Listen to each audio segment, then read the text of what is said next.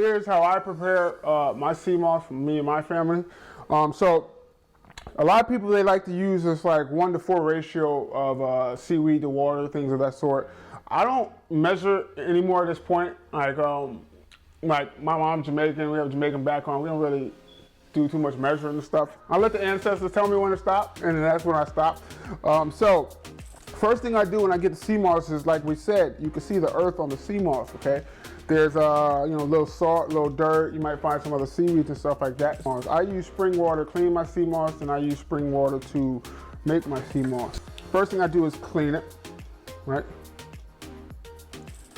Now, my own personal preference is, I know that sea moss likes to grow next to other really nutritious seaweed, so I don't necessarily clean off all the seaweeds. What I'm trying to get is the actual dirt off. Okay, you can squeeze, you start pulling things off, all right? Inspecting it, okay? Cleaning.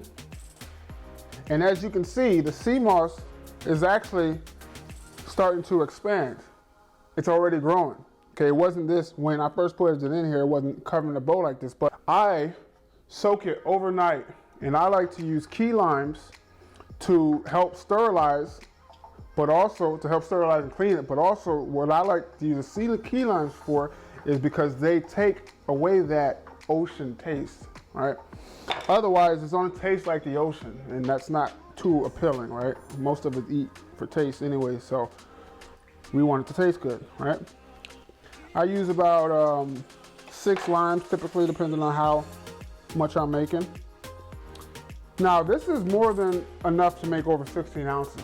In fact, this alone most likely could make 16 ounces. This is more than enough. As you can see, it can't even fit in the bowl now. It's expanded.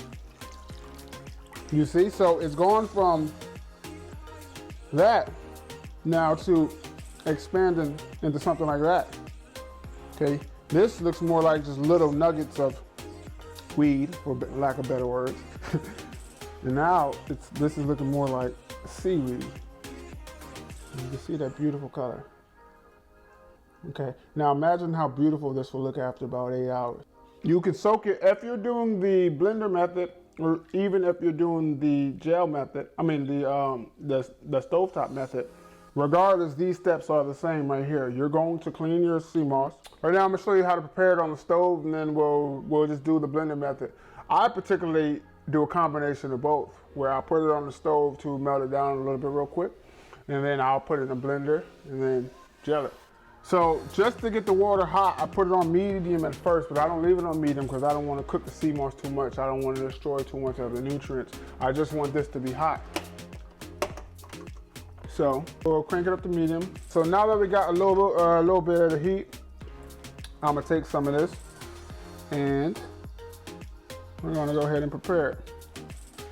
Now remember, everybody does it a little different. Okay, so it's all right. And I won't put anything over it because I don't want to cook it too fast. I just want to melt it down.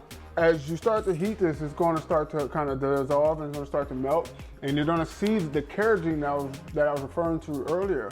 Remember, they use sea moss as a thickening agent, or like a stabilizer for a lot of products when they want to kind of get it to all hold together. So for example, Jell-O. You see how Jell-O is, how it kind of sticks together? That's what carrageenan does, right? And like 55% of sea moss roughly is actually carrageenan.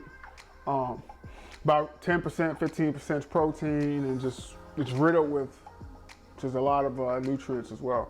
So you can start to see it melt now. So you can see starting to soften and starting to break down. Now at this point, you can actually gel it. So if you're more time sensitive, you got a lot of things to do, you need to move quickly, this is a quick way to prepare it. As you can see, I've moved it off of medium. I only put it on medium temporarily just to warm the water up really quickly. But then right after that, I put it on, 2 or towards the low side, and I just let it break down. But right now, it's actually at a point now to where you can gel it if you want to. All right, so a lot of people recommend that you cut up the seaweed in smaller pieces so you don't mess up the blender. It's great advice. This takes care of that problem for me because it's softer, right? So it's already broken up and things of that sort. So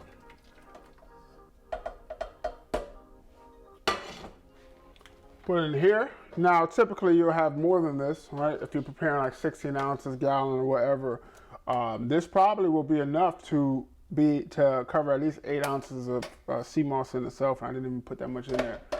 So, all right.